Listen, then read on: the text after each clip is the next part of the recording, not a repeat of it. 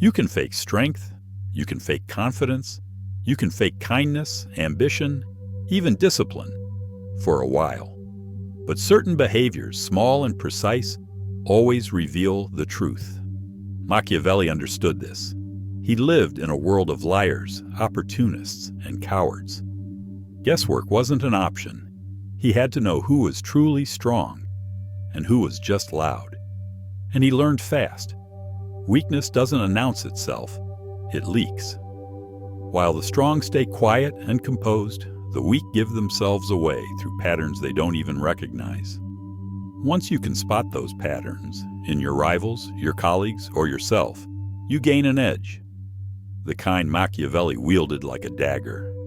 The ability to detect weakness before it becomes dangerous. These signals aren't obvious. Most people overlook them. Machiavelli didn't.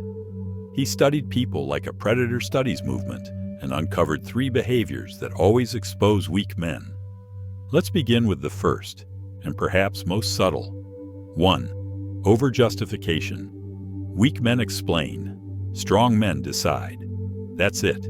The man who constantly defends his choices, over-explains his actions, or begs others to understand him isn't being transparent. He's being insecure. Machiavelli saw this in courts across Italy. A prince, confident in his power, spoke little. But the merchant, the minister, the man playing dress-up and influence, he talked. Constantly. He needed others to agree, because without that agreement, he didn't trust himself. It's the hallmark of someone whose identity depends on approval, not respect, not fear, just being liked. To Machiavelli, this wasn't humility. It was a man quietly begging for permission to exist. Over-justification is fear in disguise. Fear of rejection, fear of judgment, fear of responsibility. And any man who needs applause before he moves will never be trusted with real power. Because power requires silence. Power requires certainty. Power is the move you make without needing to explain it. So the next time someone keeps rephrasing, explaining, softening, moralizing, don't hear strength, hear collapse, slow and quiet. 2. Weaponized niceness. This is weakness with a smile. Machiavelli knew the most fragile men don't always look afraid. They look agreeable, pleasant, helpful. But this isn't kindness. It's surrender dressed up as virtue. A strong man can be kind, but it's deliberate, not automatic. It has limits. He's kind without losing self-respect. The weak man, though, he's agreeable by default. He avoids tension, compliments to be liked, stays silent to avoid disapproval. And when niceness doesn't buy him the validation he craves, he turns. Bitter, passive-aggressive, sarcastic. Because the niceness was never strength. It was manipulation born of fear. Oh, he was nice, was he? Of course he was. Niceness is always easier when it's just a performance. See, it wasn't kindness, it was strategy. A flimsy little shield to dodge rejection. But eventually, as it always does, the mask slips. And what leaks out? Resentment. Funny how that works. Machiavelli saw it constantly. He observed, a prince must know how to do wrong, and not use it unless absolutely necessary. Imagine that, strength with control. But weaponized niceness, that's never strength. That's fear, the kind that makes a man shrink into himself, hoping no one notices how utterly small he feels. So he stays soft, smiles too much, agrees too easily, and just prays nobody calls his bluff. You know the type. That overly pleasant demeanor that curdles the moment things don't go his way. Suddenly, the niceness curdles. The smiles get tight. The tone shifts. That's not a man you hand any real power to, unless you enjoy watching things fall apart when it matters most. Because real strength, it's in the boundaries. It's in saying no, and not dressing it up with sugar and apologies. It's in standing your ground without breaking into a performance. But then again, not everyone can manage that, especially not the third type, the one Machiavelli found the most telling and, frankly, the most pitiful. The display addict, yes, the man who always needs to be seen, always needs an audience, the loud one, the constant poster, the relentless self-promoter who turns every mundane moment into a personal highlight reel. You've met him, we all have. And sure, it looks like confidence, for about 3 seconds. But stay long enough and you realize it's not power, it's panic. A desperate scramble to stay relevant, because without the spotlight, he's convinced he vanishes, like a shadow at noon. And here's the truly sad part. It's not about status or opportunity. This kind of weakness, it comes from inside, an identity that never settled, a foundation made of compliments and followers and applause. So when that goes quiet, he crumbles. That's why Machiavelli dismissed these men so quickly. Because when the attention dries up, they'll do anything to get it back. And that makes them dangerous. Not in the powerful sense, in the unpredictable, spineless, can't hold their own kind of way. So yes, be wary of the overly nice. Be wary of the constantly visible. Because what they're hiding isn't just insecurity, it's instability. They will lie, embellish, betray. They'll reveal confidences, abandon allies, and create enemies out of thin air. All for an audience. Because to them, silence feels like death. Stillness is indistinguishable from irrelevance, and the one fate they fear most is to be forgotten. Machiavelli understood this well. A man addicted to attention is a puppet waiting for someone to pull the strings. And if you want to destroy him, you don't have to strike. You simply withdraw. Remove the spotlight. Deny the applause. Make him invisible. And watch how fast he unravels. While strong men train in private, develop in silence, and act without warning, the weak man can't survive 5 minutes outside the gaze of others. He becomes predictable, manipulable, and ultimately untrustworthy. This is why Machiavelli feared weakness more than wickedness. A wicked man may be dangerous, but at least he has intention. The weak man wants everything, but will trade anything to get it. Combine 3 traits: the compulsive justifier, the false appeaser, the attention addict. And what you get isn't a villain. You get a void. A man so hollow, he takes the shape of whoever dominates him.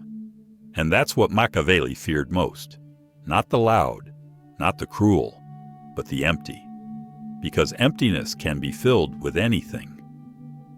And when the wrong influence enters, destruction follows. But Machiavelli didn't stop at diagnosis. He used weakness. He weaponized it, turned it into a map of behavior, of risk, of opportunity. He understood. Spotting weakness early could mean the difference between alliance and betrayal. Because weak men don't break under pressure. They dissolve. And in politics, in business, in trust, you can't rely on someone who melts. So how do you protect yourself? How do you move like Machiavelli? You observe. You stop judging by charm, credentials, or charisma, and start studying patterns. What someone does when ignored, unpraised, contradicted. You look for cracks. Because the strong man uses silence to build. The weak man uses noise to cope. Once you learn to see the difference instantly, you gain something rare. Discernment. The ability to see past image and into trajectory. To see not just who someone pretends to be, but who they'll become the moment life stops going their way. That's how Machiavelli chose allies. That's how he avoided collapse. And that's how you endure longer than those fooled by appearances. Because beneath the polished words and curated identity, behavior never lies. Machiavelli didn't just notice weakness. He turned it into a ladder. Where others saw instability, he saw leverage. And once you understand someone's emotional fault line, their panic point, their coping mechanism, their hidden need for approval, you don't just avoid danger, You gain control. Approval is never something you argue for. You don't need to resist or push back. You simply guide, quietly, precisely, like a string guiding a marionette from behind the curtain. Machiavelli understood something most don't. The insecure man doesn't seek control. He seeks guidance, so long as it doesn't feel like control. And so, Machiavelli gave them what they craved. He offered praise when they felt unseen, agreement when they doubted themselves, flattery when they needed reassurance. Not because he believed in them, but because he recognized how easily emotion could be shaped into loyalty. That was his real advantage. He didn't demand obedience. He didn't rely on force. He allowed others to convince themselves, offering just enough emotional reinforcement to keep them tethered to his approval. Here's how it worked. He'd identify the justifier, the man who needed to explain himself. Instead of challenging him, Machiavelli would listen. He'd nod. He'd say, "That makes perfect sense." And instantly, that man felt understood, valued, connected. Suddenly, he wasn't just an acquaintance. He was an ally, a defender, a volunteer. Then came the people pleaser, the man desperate to belong. Machiavelli would assign him a task, give him a role, make him feel part of something meaningful. And in return, that man would protect the bond at all costs. Not out of loyalty, but out of fear. Because to betray Machiavelli would be to lose the fragile identity that made him feel worthy. Then there was the showman, the one addicted to being seen. To him, Machiavelli offered the spotlight. He let him speak, take credit, play the part of the leader. But behind the scenes, Machiavelli wrote the script. Because when a man is given the appearance of power, he rarely questions where the real power lives. This is the foundation of quiet dominance. Not through force, not through conflict, but through psychological alignment. You don't fight the insecure. You guide them. You let them believe they're choosing you, when in truth, they're responding to the subtle rewards you've engineered. And if they ever turn against you, you don't retaliate. You withdraw. You remove the very approval they depended on, and let the silence dismantle them. Because nothing unsettles the approval seeker more than being unseen by the one whose validation wants to find him. This is the true art of influence. You don't argue. You don't confront. You direct. And while they chase recognition, you consolidate authority. But Machiavelli had one final principle, perhaps the most strategic of all. Never let a fragile ego believe it stands beside you. The moment a weak man believes he's your equal, he begins to imagine rebellion. So you maintain the distance. You reward just enough to keep him moving, but never enough to make him believe he can walk without you. And if he oversteps, you don't punish him, you replace him. Because in this game, there is no shortage of those willing to be led, so long as they feel they're leading themselves. The quiet art of influence power doesn't always come from titles, crowns, or volume. The most enduring influence often arises not through domination, but through quiet precision.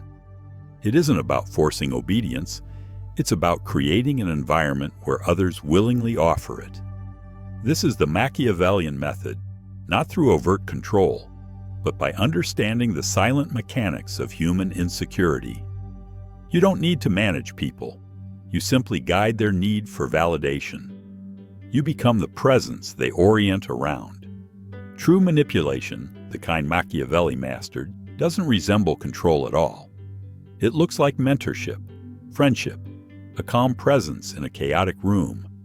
Because fragile egos don't seek truth, they seek signals. They follow approval like moths to a flame.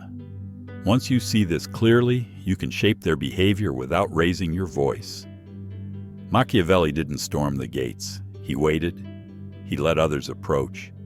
Then he mirrored what they needed: quiet when they overshared, confidence when they panicked, subtle guidance when they spun in circles. He let their insecurities play out. and by feeding them just enough, he earned loyalty he never had to demand. That's the core of real psychological power, the illusion of choice. When they believe they chose to follow, when they feel proud to serve without coercion, your control becomes invisible and complete. Let's break that down. 1. Speak less than expected. Insecurity loves noise. The weaker the ego, the more it craves reassurance. So you stay silent, strategically. Let them fill the space. Let them overexpose their emotions, confess their motives, sell themselves. When you finally do speak, every word lands like a revelation. A simple compliment becomes gold. A nod becomes a goal. Now they're no longer working with you. They're chasing something you've placed just out of reach. 2. Be the calm in their storm. Emotionally reactive people spiral at the slightest push. They panic when ignored. They scramble when uncertain. So you become the still point in their chaos, measured, unshaken. They begin to project wisdom onto your restraint. They assume you know something they don't. And in their eyes, you rise, not by claiming control, but by embodying it. 3. Reward unpredictably. Here's the twist most miss. Consistency is not always power. Predictable praise becomes background noise.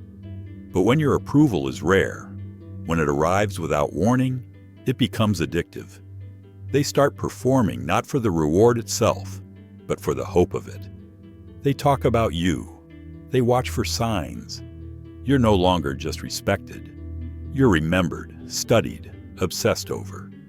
This is the heart of Machiavellian influence. They follow because they want to, not because you forced them, but because you never had to. Master this, and you'll never need to shout to be heard. You'll never need to demand loyalty. They'll offer it proudly, believing it was always their idea. Your guidance, your recognition, that's all it takes. Suddenly, they start fearing your disapproval, not because you threaten them, but because they need your approval. You don't have to raise your voice. You don't even have to correct them. Your silence becomes a mirror, one they can't escape. And just like that, they belong to you, not through force, not through fear, but through a quieter leverage, dependency. This is how weak men become instruments, not of their own success, but of your ascent.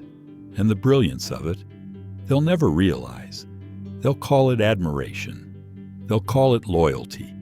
They'll tell themselves they chose this alignment. But you'll know better.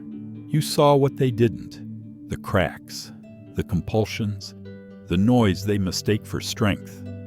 While they tried to win attention, you cultivated presence. You rose without asking. You moved in silence. Machiavelli understood this. He feared not the enemy outside, but the weakness within. That was the greater threat. Because weakness doesn't arrive loudly.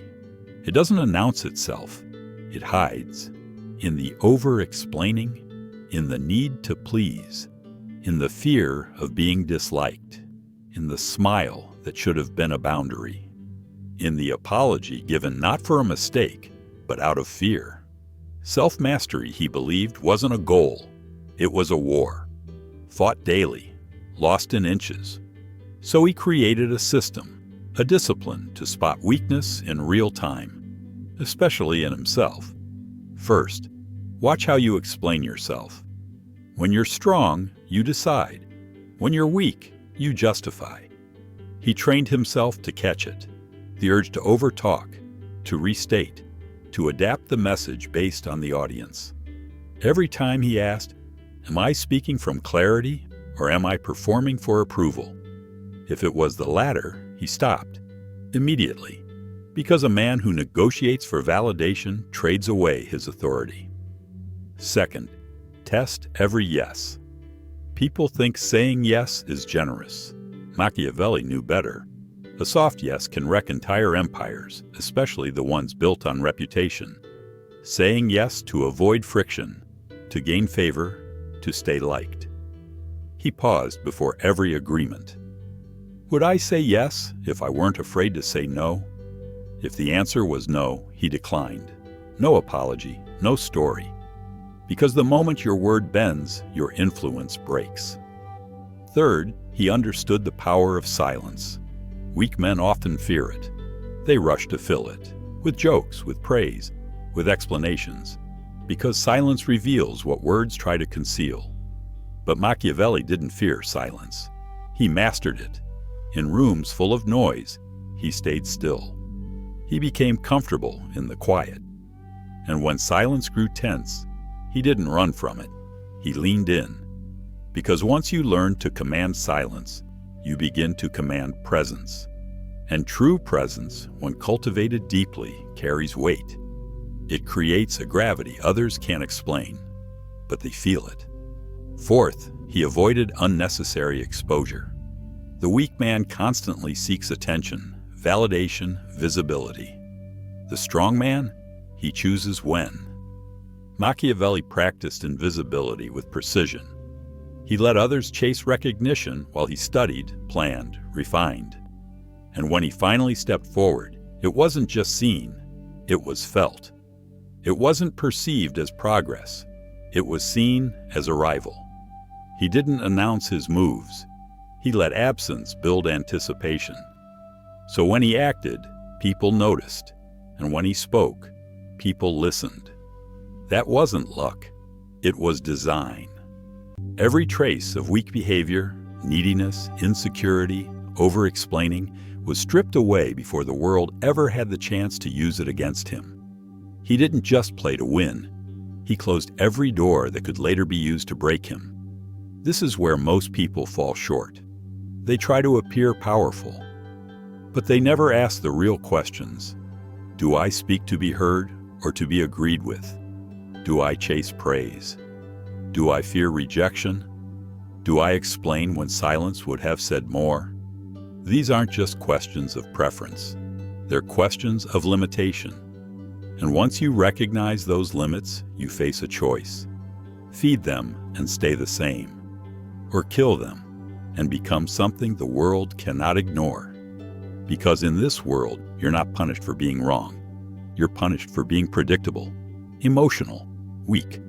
So you strip it away, bit by bit, word by word, decision by decision, until one day, you speak and people go quiet. You move and people adjust. You lead and no one questions how you got there.